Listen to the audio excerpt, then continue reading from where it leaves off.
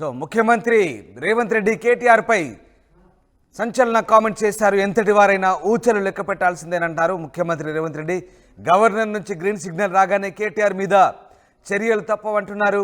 ఈ car racing scam నుంచి తప్పించుకోవడానికి ఢిల్లీకి కేటీఆర్ వచ్చారంటూ సీఎం అంటున్నారు. ఇక బీజేపీ బీఆర్ఎస్ చీకటి బంధం బయటపడిందన్న ముఖ్యమంత్రి రేవంత్ రెడ్డి ఢిల్లీ పర్యటనలో కీలక వ్యాఖ్యలు చేశారు. రేవంత్ రెడ్డి ఏమన్నారు ఒకసారి చూద్దాం. ఆయన ఇప్పుడు గవర్నర్ గారు ఇచ్చే అనుమతి నుంచి తప్పించుకోవడానికి ఢిల్లీ చుట్టూతో చక్కర్లు కొడుతున్నాడు.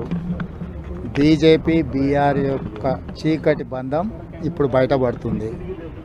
అతను అధికారంలో ఉన్నప్పుడు పాల్పడ్డ అవినీతికి సంబంధించి విచారణ మొదలైంది. ఆ విచారణకు జవాబు చెప్పకుండా ఎదురుదాడి చేయాలనుకుంటుంది. ఏ సృజన్ రెడ్డి అయితే పేరు చెప్తుండో ఆ సృజన్ రెడ్డి ఉపేందర్ రెడ్డి గారు అల్లుడు. Upender Reddy BRS MLA.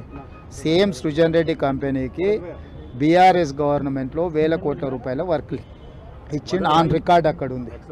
So ఇందులో ఇప్పుడు ఆయన ఏదైతే మాట్లాడుతున్నాడో ఆయన చిత్తం వచ్చిన దగ్గర చెప్పుకొని కోర్టుల కేసు ఏమనుంది, అతన్ని న్యాయపరంగా ఏం కొట్లాడతాడో కొట్లాడమని. ఇప్పుడు కేవలం ఆయన కుటుంబం దోసుకున్న విషయాలను చర్చ జరగకుండా ఉండడానికి నా మీద ఆరోపణలు చేయాలని అనుకుంటుండు. తెలంగాణ రాష్ట్రంలో ఆంధ్రప్రదేశ్లో ఏ రెడ్డి అయినా నాకు ఏదో రకంగా దూర బంధువు దగ్గర బంధువు అవుతాడు. రెడ్డిలు అయినంత మాత్రాన నా బంధువులను లేకపోతే నేను వర్కులు ఇచ్చినాను ఇప్పుడు అతను చెప్తున్నట్టు ఆ టెండర్లా లేదనుంటే అతను లీగల్ ఫైట్ చేయనియన్రి, ఎవరైతే అంటుర్రు. రెండవది బీజేపీ పెద్ద అవినీతి పార్టీ, బీజేపీని అంతం చేస్తామని చెప్పిన కేటీఆర్ బీఆర్ఎస్ ఇప్పుడు సేమ్ అదే బీజేపీ వాళ్ళ దగ్గరికి వెళ్ళి మేము లెటర్లు ఇస్తున్నామని అంటున్నారు. దీన్ని ఎట్లా అర్థం చేసుకోవాలి?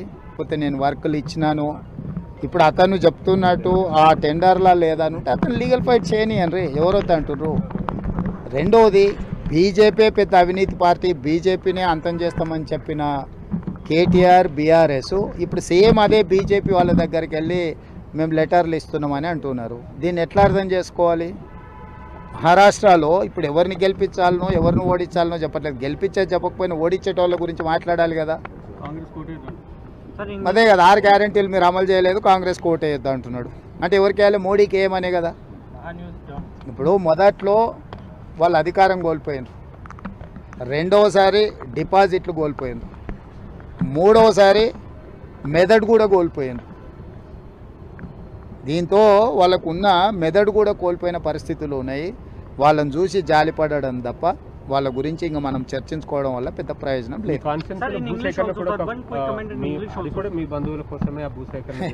ఇప్పుడు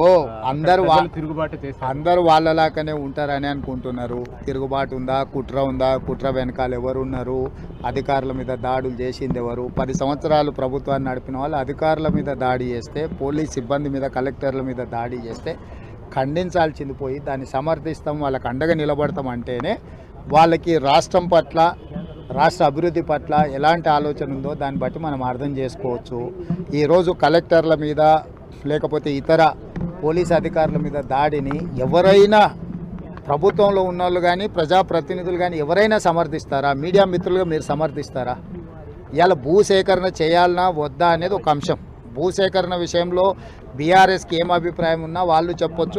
అక్కడ భూమి కోల్పోతున్న వాళ్ళు నిరసన తెలపడానికి కూడా వాళ్ళు నిరసన తెలపొచ్చు, తప్పులేదు.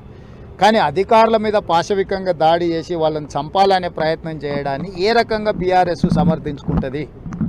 అంటే ఈ సంస్కృతి రేపు పొద్దుగాల ఇదే దాడి బీఆర్ఎస్ నాయకుల మీద జరిగిందనుకో, ఒక ఊరిలో వెళ్ళినప్పుడు అంతకంటే ముందు మాకు అన్యాయం చేశారు కాబట్టి ఇప్పుడు మిమ్మల్ని దాడులు చేస్తామని అన్నారు అనుకో, ఆ దాడులను కూడా బీఆర్ఎస్ వాళ్ళు సమర్థిస్తారా? ఖచ్చితంగా ఈ దాడులను తీవ్రంగా ఖండించాల్సిన అవసరం ఉంది. దాడులు చేసిన వాళ్ళు, దాడులను ప్రోత్సహించిన వాళ్ళ పట్ల రాష్ట్ర ప్రభుత్వం కఠినంగా వ్యవహరిస్తుంది. ఎంత వారులున్నా, ఎంత పెద్దోళ్ళున్నా ఊచలు లెక్కబెట్టక తప్పదు. ఎందుకంటే అధికారుల మీద దాడులు చేస్తే చూసుకుంటూ రాష్ట్ర ప్రభుత్వం ఊరుకోదు. ఈరోజు రెవెన్యూ శాఖ కావచ్చు, పోలీస్ శాఖ అధికారుల మీద దాడులు చేస్తే మేము వాళ్ళకు అండగా నిలబడతాం దాడులు చేసే వాళ్లకు అని చెప్పి ఈరోజు బీఆర్ఎస్ పార్టీ కేటీఆర్ మాట్లాడుతున్నాడంటే వాళ్ళు ఏమనుకుంటున్నారు? అంటే రాష్ట్ర ప్రభుత్వం చూసుకుంటూ ఊరుకుంటుందని అనుకుంటున్నారా? రాష్ట్ర ప్రభుత్వం ఈ రకంగా దాడులను ఒకవేళ వదిలేస్తే ఈరోజు వాళ్ళని చేసి ఉండొచ్చు, రేపు వీళ్ళ మీదనే దాడులు జరిగితే ఆ రోజు చర్యలు తీసుకోమని అడగరా? ఈ దాడులను ఇట్లనే వదిలేస్తే రేపు బీఆర్ఎస్ వాళ్ళ మీద కూడా దాడులు జరిగితే కేటీఆర్ ఇదే మాట్లాడతాడా? కాబట్టి దాడులను సహించము. ఏ విషయం ఉన్నా చర్చించడానికి ప్రభుత్వం సిద్ధంగా ఉంది. దాడుల విషయంలో ఖచ్చితంగా కఠినంగా వ్యవహరిస్తాము.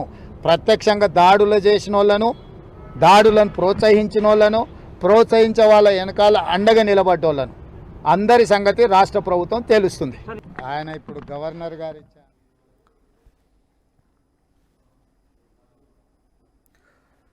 రైట్. ఈ రేస్ కార్ వ్యవహారంలో గవర్నర్ అనుమతి రాగానే ఇక చర్యలుంటాయన్న సీఎం రేవంత్ రెడ్డి గవర్నర్ అనుమతి తప్పించుకునేందుకే కేటీఆర్ ఢిల్లీలో లాబింగ్ చేసేందుకు వచ్చారంటూ విమర్శించారు. మరోవైపు అధికారులపై దాడులు చేసిన వారు ఎంతటి వారైనా సరే ఊచలు లెక్క పెట్టాల్సిందేనంటూ ముఖ్యమంత్రి హాట్ కామెంట్ చేశారు ఢిల్లీలో. ఎస్, మధు జైన్ అవుతారు. మధు, ముఖ్యమంత్రి చేసిన హాట్ కామెంట్ సంబంధించి ఎట్లాంటి చర్చ సాగుతోంది? పిలిచారట, భయపడుతుంది బీఆర్ఎస్, బీజేపీ చిక్కటి బంధం బయటపడుతుందేమనేటువంటి ఆలోచన చేస్తా ఉన్నారు. అందుకే మహారాష్ట్రలో కాంగ్రెస్ వ్యతిరేక ప్రచారానికి పూనుకుంటున్నారు.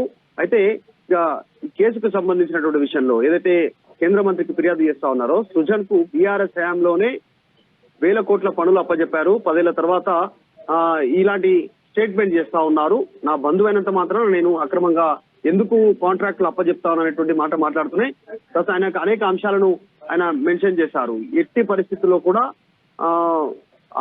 తప్పించుకోలేరు, తప్పు చేసినటువంటి వారు ఖచ్చితంగా ఊచలు లెక్కబట్టాల్సిందే అనేటువంటి స్టేట్మెంట్ చేశారు. ఆయన గవర్నర్ నుంచి అనుమతి రాగానే కేటీఆర్ పైన చర్యలు ఉంటాయంటూ మాట్లాడారు. ఎందుకంటే ఫార్ములా 1 ఈ రేస్ కి సంబంధించినటువంటి విషయంలో 55 కోట్లు అనుమతి లేకుండా విదేశీ సంస్థకు విదేశీ మారక ద్రవ్యం రూపంలో వాటికి చెల్లించారు అనేటువంటి అంశాన్ని చెప్తా ఉన్నారు. వాటి నుంచి తప్పించుకోవడానికే ఆయన ఢిల్లీ వచ్చారు, కేంద్ర పెద్దలతో మాట్లాడుకుంటున్నారు అనేటువంటి మాటను రేవంత్ రెడ్డి అక్కడి నుంచి చెప్పే ప్రయత్నం చేస్తారు. ఇంకా అనేక అంశాలు మాట్లాడారు. రీసెంట్ గా జరిగినటువంటి కొడంగల్లో జరిగినటువంటి అధికారుల పైన, కలెక్టర్ పైన జరిగినటువంటి దాడి విషయంలో కావచ్చు, వీటన్నిటిపైన మాట్లాడారు.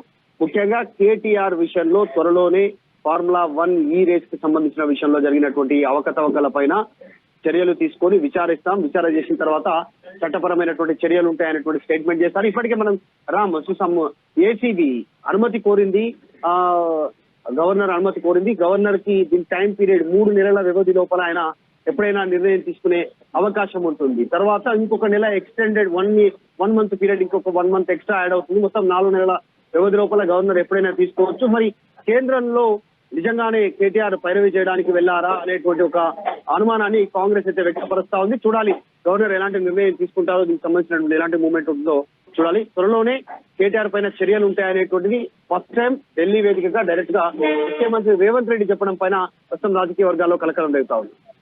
రామ్, ఇంకా అధికారుల మీద దాడులకు సంబంధించి కూడా చాలా ఘాటు వ్యాఖ్యలు చేశారు ముఖ్యమంత్రి. ఎట్టి పరిస్థితుల్లోనూ వదిలేదు, ఊసలు లెక్క పెట్టాల్సిందేనంటూ ఆయన చేసిన సీరియస్ కామెంట్స్కి సంబంధించి మరి ఎట్లాంటి చర్యలు ఉండబోతున్నాయి ప్రభుత్వం వైపు నుంచి?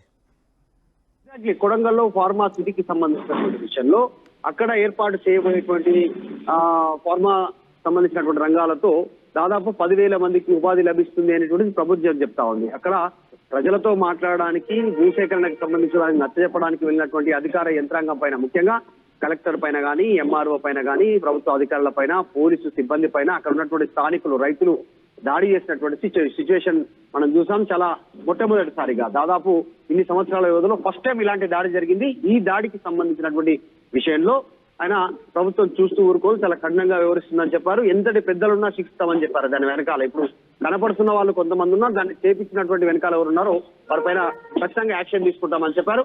అయితే బాధితులకు ఎవరైతే కేసుల పాలై ప్రస్తుతం జైలుకు వెళ్లారో వారి పక్షాన బీఆర్ఎస్ నిలబడడాన్ని ముఖ్యమంత్రి రేవంత్ రెడ్డి తప్పుపట్టారు.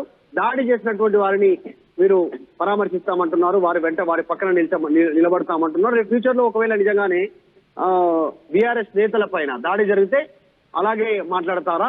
10 ఏళ్లు అధికారంలో ఉన్నటువంటి వీళ్ళు దాడి చేసినటువంటి వారి పక్షాన నిలబడుతున్నారు, అధికారుల పైన, పోలీసుల పైన దాడి చేసేటువంటి సంస్కృతిని ప్రోత్సహిస్తున్నారు. ఎవరున్నా ఖచ్చితంగా శిక్షించి తీరుతామనేటువంటి స్టేట్మెంట్ చేశారు. ఎందుకంటే తెలంగాణలో అధికారం కోల్పోయారు, తర్వాత పార్లమెంట్ లో డిపాజిట్ కోల్పోయారు, ఇప్పుడు మెదడు కోల్పోయి మాట్లాడుతున్నటువంటి స్టేట్మెంట్ చేశారు. సో ఆయన మహారాష్ట్రకు సంబంధించిన ఎన్నికల విషయాన్ని కూడా ప్రస్తావించారు. కావాలని లబ్ధి పొందడానికి, కేటీఆర్ కేసు నుంచి తప్పించుకోవడానికి కావాలని ఈ రకంగా స్టేట్మెంట్ చేస్తూ ఫ్యూచర్ లో ఆయనకు కేసుల నుంచి విముక్తి లభించేలా, విచారణ జరగకుండా ఉండేలా, మహారాష్ట్రలో బీజేపీ లబ్ధి చేకూరేలా మాటలు మాట్లాడుతున్నారు.